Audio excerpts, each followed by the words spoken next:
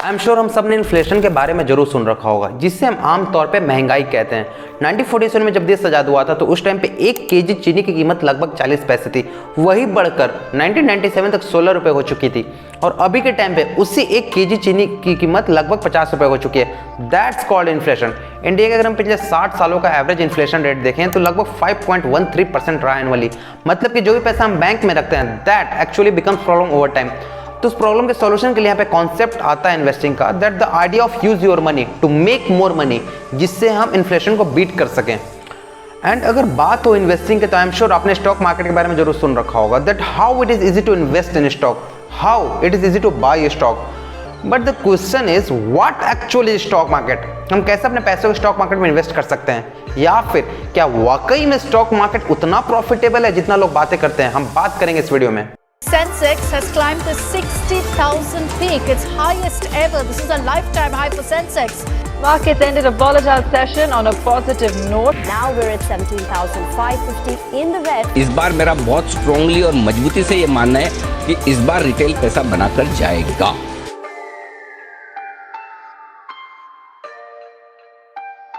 सबसे पहला प्रश्न ये आता है व्हाट इज मार्केट। अगर आप गूगल से पूछोगे तो गूगल बोलेगा place where people go to buy और सेल थिंग्स।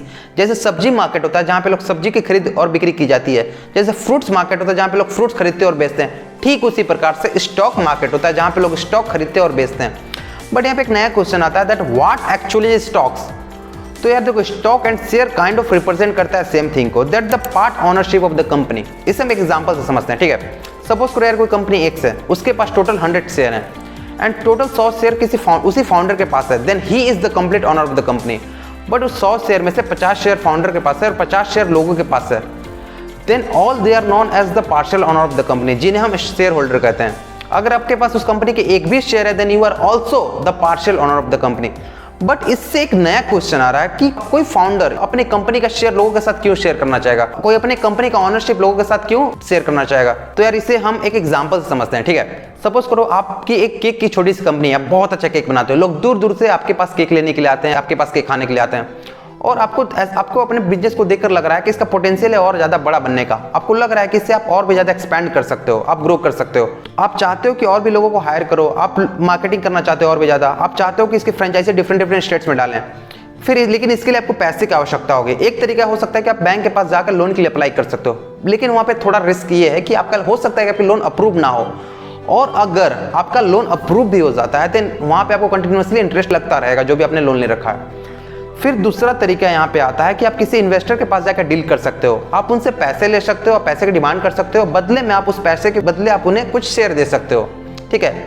और उनसे पैसे उठाने के बाद अपने बिजनेस को आप एक्सपेंड करना शुरू कर सकते हो। लेकिन फ्यूचर में हो सकता है कि आपको और भी ज़्यादा एक्सपेंड करना हो, आपको ग्लोबली एक्सपेंड करना हो, आपको उसके लिए और भी ज़्यादा पैसे की आवश्यकता पड़े, तब फिर यहाँ पे कॉन्सेप्ट आता है आईपीओ का, that is initial public offering, जहां पे आप पब्लिक से पैसा उठाते हो। जिन लोगों को आपकी कंपनी में इंटरेस्ट है, ठीक है, आपके शेयर में इंटरेस्ट है, वो लोग आपसे शेयर खरीदते हैं और बदले में आपको पैसे देते हैं। फिर आप उस पैसों को इकट्ठा करके आप अपने बिजनेस में लगाते हो और भी ज़्यादा ग्रो करते हो।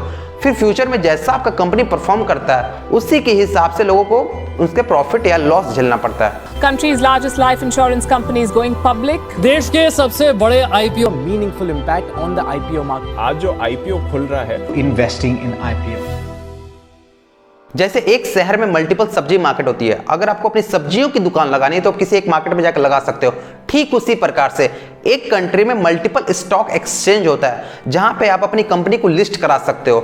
अब देखो स्टॉक, हर एक स्टॉक एक्सचेंज का अपना क्राइटेरिया होता है, अपने स्पेसिफिक रिक्वायरमेंट होती है। अगर आप उस रिक्वायरमेंट को फुलफिल करते हो फिर आप अपनी कंपनी को वहां पे लिस्ट करा सकते हो। इंडिया के 2 सबसे बड़े स्टॉक एक्सचेंज है, एक है एनएससी, एक है BSc. NSC national stock exchange, दूसरा है बीएससी बॉम्बे स्टॉक एक्सचेंज, जो कि दोनों मुंबई में स्थित है। अब आपको पैसा निवेश करने के लिए, किसी कंपनी में इन्वेस्ट करने के लिए आपको मुंबई जाने की आवश्यकता नहीं है। जैसे कि हमने हर्षद मेहता वाले वेब सीरीज में देख रखा है कि कैसे लोग एक जगह पे इकट्ठा होकर ब्रोकर्स लोग और शेयर खरीदते थे और बेचते थे।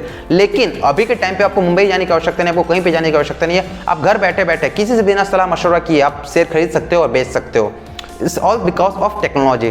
प्रोसेस बेसिकली बहुत ही ज्यादा सिंपल होता है। इसमें क्या होता है, सबसे पहले आपने जिनका भी ब्रोकर ले रखा है, ब्रोकरेज ले रखा, आप सबसे पहले उनके पास जाते हो, ठीक है, उनके ऐप पे जाते हो, उनके वेबसाइट पे जाते हो और वहां पे आप शेयर खरीदते हो। जैसे कि आप फ्लिपकार्ट पे शॉपिंग करते हो, जैसे अमेजोन पे आप ऑर्डर प्लेस करते हो, ठीक उसी प्रकार से यहाँ पे भी आप ऑर्डर लगाते हो। ठीक है। सबसे पहले आपको ये करना है कि आपको कंपनी सिलेक्ट करनी है कि आप किस कंपनी का शेयर खरीदना चाहते हो। फिर दूसरा आपको ये करना है कि आपको बाई करना है या सेल करना है, खरीदना चाहते हो या फिर बेचना चाहते हो। फिर इसका अगला स्टेप आता है कि कितनी क्वांटिटी में लेना चाहते हो। फिर इसका अगला स्टेप आता है कि कौन से ऑर्डर टाइप को रखना चाहते हो। ऑर्डर टाइप बेसिकली दो होते हैं, एक होता है मार्केट ऑर्डर टाइप, एक होता है limit order type. Market order type में कि आपका इंस्टेंटली बाई हो जाएगा या फिर सेल हो जाएगा। जैसे कि सपोज करो यार कोई कंपनी एक्स है, उसकी अभी प्राइस 50 रुपये चल रही है और आप चाहते हो कि अभी तुरंत इसी 50 रुपये के भाव पे आप इस शेयर को खरीदना चाहते हो, तो फिर आप तुरंत मार्केट ऑर्डर लगाते हो और आपका डन हो जाता है। लेकिन अगर आप चाहते हो कि 50 रुपये चल रहा है, कोई बात नहीं, जब 45 रुपये आएगा तब मैं इस शेयर को परचेस करूँ, तो आप पहले से प्री ऑर्डर लगा कर रखते हो कि जब भाव 45 रुपये आएगा तो आपका ऑटोमेटिक आपका वो ट्रेड एग्जीक्यूट हो जाएगा। ठीक है, आप उस शेयर को खरीद लोगे। ओके, बस दैट्स इट। इतना सिंपल प्रोसेस होता है, आप इन्वेस्ट कर सकते हो। ठीक है, पहले के टाइम पे जब टेक्नोलॉजी नहीं थी, जब इंटरनेट नहीं थी, तो यही चीज़ फिजिकल शेयर के फॉर्म में लोगों को दी जाती थी। आपको एक सर्टिफिकेट टाइप का मिलता था और आप उसे दिखा सकते थे कि आपके पास उस कंपनी के शेयर हैं। ठीक है, लेकिन जब बाद में जब टेलीफोन आया तो उसके बाद लोग अपने ब्रोकर से बात करते थे। ठीक है, उनसे बात करके सलाह मशवरा करके आप किसी कंपनी में पैसा इन्वेस्ट कराते थे। लेकिन अभी के टाइम पे आपको किसी से बात करने की आवश्यकता नहीं है। आप घर बैठे बैठे बिना किसी से सलाह मशवरा किए आप खुद से अपने तरीके लगाकर इन्वेस्ट कर सकते हो। अब बात करते हैं इस वीडियो का सबसे main topic, that is profitability, कि कहाँ पे इन्वेस्ट करें, कितना इन्वेस्ट करें, कैसे इन्वेस्ट करें। ओके, तो यार देखो, स्टॉक मार्केट से प्रॉफिट जनरेट करने के दो तरीके होते हैं। एक होता है शॉर्ट टर्म तरीका, एक होता है लॉन्ग टर्म तरीका। शॉर्ट टर्म तरीकों को बेसिकली हम ट्रेडिंग कहते हैं, जहां पे लोग 1 मिनट में, 1 घंटे में, 1 दिन में, 1 सप्ताह में, 1 महीने में प्रॉफिट निकालते हैं। ठीक है, दूसरा तरीका होता है लॉन्ग टर्म, जहां पे लोग 5 साल, 10 साल, 15 साल, 20 साल वेट करते हैं, उसके बाद प्रॉफिट निकालते हैं। शॉर्ट टर्म तरीका ऑब्वियसली बहुत ज्यादा रिस्की होता है। वहां पे आपको कंटिन्यूसली चार्ट पे देखना रहना पड़ता है, आपको देखना पड़ेगा मार्केट कैसा परफॉर्म कर रहा है, जो कि रिटेल इन्वेस्टर के लिए पॉसिबल नहीं हो पाता। ठीक है, जो अपने काम में ज्यादा बिजी है उनके लिए पॉसिबल नहीं हो पाता है कंटिन्यूसली चार्ट पे बैठे रहें और ट्रैक करते रहें, तो फिर उनके लिए लॉन्ग टर्म तरीका सही रहता है। अब यार देखो, लॉन्ग टर्म तरीके में भी रिस्क हो सकते हैं, डिपेंड करता है कि आप कैसे इन्वेस्ट कर रहे हो। जैसे कि आप सपोज करो आप किसी छोटी कंपनी में देखकर इन्वेस्ट कर रहे हो कि ठीक है छोटी कंपनी है, इसमें इन्वेस्ट कर रहे हैं, जब ये कंपनी 5 साल 10 साल बाद बड़ा हो जाएगी तो आपको अच्छा खासा प्रॉफिट मिलेगा, जो कि ठीक है। लेकिन इंडिया में 10 में से 9 स्टार्टअप फेल हो जाते हैं, और अगर आपका पैसा 9 स्टार्टअप में से किसी एक स्टार्टअप में है तो चांसेस है कि आपका पैसा वहां पे डूब जाए। लेकिन अगर कोई भी एक स्टार्टअप अच्छा चला तो आपको वहां पे प्रॉफिट ऑब्वियसली बहुत ज्यादा मिल रहा होता है। इसका एक बड़ा ही फेमस एग्जांपल है विप्रो का। ठीक है, विप्रो में ऐसा कहा जाता है कि अगर 1980 के दौरान अगर आप विप्रो में 10,000 रुपए इन्वेस्ट किए होते, सिर्फ 10,000 रुपए 1980 में इन्वेस्ट किए होते, तो आज के टाइम पे उसकी वैल्यू लगभग मोर देन 1000 करोड़ हो जाती है। ओके, कुछ ऐसे भी कंपनी है जहां पे चांसेस थे कि आपके पैसे डूब जाएं।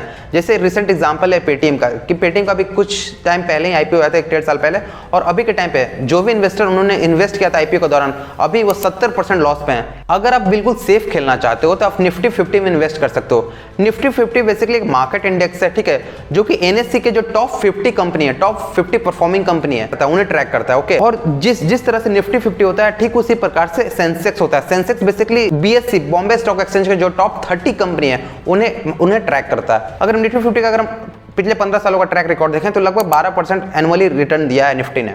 Okay, that is very good. Bank हमें कितना देता है? 4%, 5% बस। ओके, अगर आप इसमें इन्वेस्ट करना चाहते हो तो आप एक तरीका है एसआईपी, जिसे कहते हैं सिस्टमैटिक इन्वेस्टमेंट प्लान। वहां पे आपको कंटिन्यूसली 1 सप्ताह या 1 महीने में आपको डिसिप्लिन वे में पैसे इन्वेस्ट करते रहना है। ओके, मैक्सिमम लोग एसआईपी म्यूचुअल फंड में कराते हैं। म्यूचुअल फंड के थ्रू भी आपका पैसा इनडायरेक्टली स्टॉक मार्केट में जाता है, लेकिन वहां पे आप नहीं इन्वेस्ट करते, आप किसी फंड मैनेजर को पैसा देते हो। फंड मैनेजर डिफरेंट स्टॉक्स में आपका पैसा इन्वेस्ट करता है। ये आप पे डिपेंड करता है कि आप कौन सा म्यूचुअल फंड का प्लान चूज कर रहे हो। On an average mutual fund में अगर नॉर्मल प्लान चूज करोगे तो वहां पे आपको 10 से 12% आपको रिटर्न वहां पे मिल जाता है। अब आप चाहते हो कि आपको और भी ज्यादा रिटर्न मिले, आप थोड़ा रिस्की खेलना चाहते हो, फिर आप डिफरेंट म्यूचुअल फंड प्लान को चूज कर सकते हो, जहां पे आपको रिटर्न 20%, 22% का भी मिल सकता है। डिपेंड करता है कि आप कौन सा प्लान चूज कर रहे हो। तो ये आई थिंक बेसिक बातें थी सारे इन्वेस्टिंग को लेकर। आई होप कि हमें हर चीज समझ में आया होगा। अब यार एक और बात देखो, एक बहुत ही फेमस कोट है that don't put all your eggs in one basket. मतलब कि आपको सारे पैसे को उठाकर किसी एक स्टॉक्स में या किसी एक म्यूचुअल फंड में या फिर किसी एक जगह पे नहीं रखना। यार तो इन्वेस्टमेंट बहुत ज्यादा, अभी के टाइम पे तो इतना ज्यादा तरीके हो चुके इन्वेस्ट करने के, ठीक है, तो अलग अलग जगह पे थोड़ा थोड़ा पैसों को इन्वेस्ट कर सकते हो, ताकि अगर कहीं एक जगह भी पैसा डूबा तो बाकी पैसा आपके सेफ रहेंगे। ठीक है, इस बात का हमें ध्यान रखना है। अभी भी बहुत सी बातें बात करने के लिए बची हुई है, जैसे पावर ऑफ कंपाउंडिंग हो गया, ठीक है, कैसे फिर या फिर इमोशन कैसे स्टॉक मार्केट को मैनिपुलेट करता है, या फिर मार्केट क्रैश वगैरह से रिलेटेड, लेकिन इसके बारे में कभी और बात करेंगे। हाँ, एक और बात आप ध्यान में रखना कि आप फोमो के चक्कर में होना। फोमो होता है basically fear of missing out, कि कहीं ये स्टॉक हमसे मिस ना हो जाए। बेसिकली ये गलतियां जनरली शॉर्ट टर्म ट्रेडर्स करते हैं, ठीक है, कि कहीं ये हमसे ट्रेड मिस ना हो जाए। ठीक है, तो ये कुछ इंपॉर्टेंट बातें थी इन्वेस्टिंग को लेकर। आई होप कि बेसिक बातें हमें अच्छे से समझ में आई होगी। तो इस वीडियो को यहीं पे समाप्त करना चाहेंगे, ठीक है। फ्यूचर में आपको और भी इन्वेस्टिंग रिलेटेड बातें मिलेंगी, तो इस वीडियो को यहीं पे समाप्त करना चाहेंगे। अगर आपने चैनल को सब्सक्राइब नहीं किया तो प्लीज सब्सक्राइब कीजिए और मिलते हैं अगले वीडियो में। तब तक clear, stay motivated, stay tuned, bye.